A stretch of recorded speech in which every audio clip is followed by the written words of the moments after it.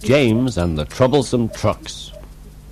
James had not seen the Fat Controller for some time, not since the day when he had nearly lost his red coat and been painted blue instead.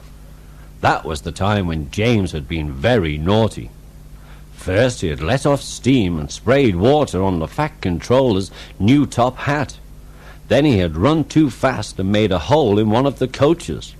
The driver had to mend the hole with newspaper and a passenger's bootlace. The Fat Controller had been very angry. Now James was alone in the shed. He was not even allowed out to push coaches and trucks in the yard. At last the Fat Controller arrived and came to see him. "I can see that you are sorry, James," he said. "I hope now that you will be a better engine." "You have given me a lot of trouble," said the Fat Controller.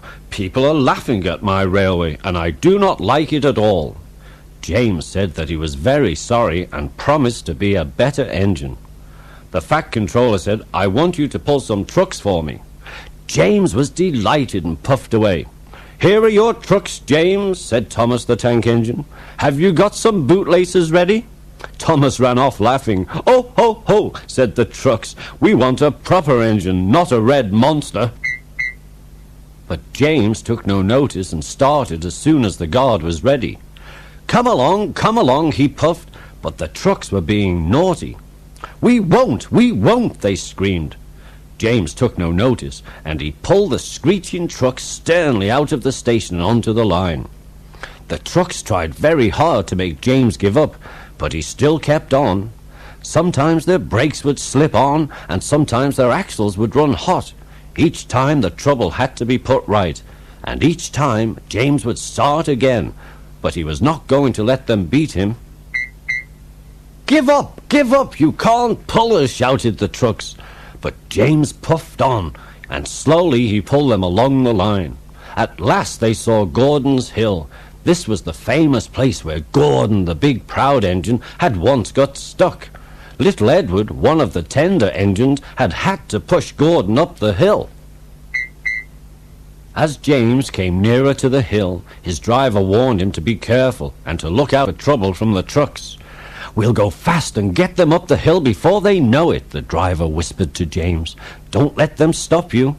So James went faster and faster, and soon they were halfway up the hill.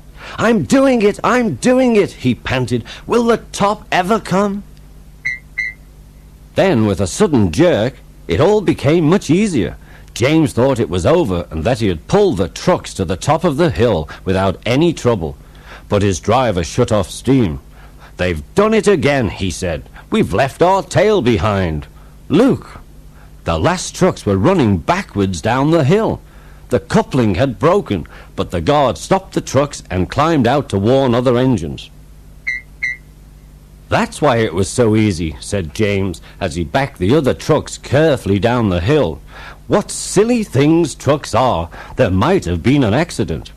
Edward had come along. He offered to help, but James had decided that he was going to pull these trucks by himself.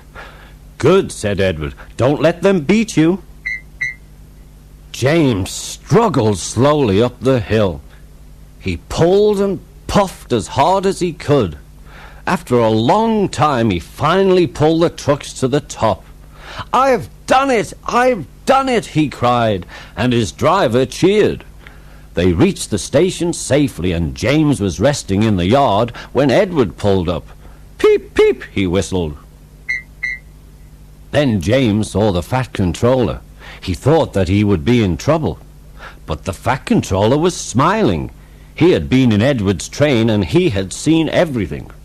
"You've made the most troublesome trucks on the line behave," he said. "After that, you deserve to keep your red coat."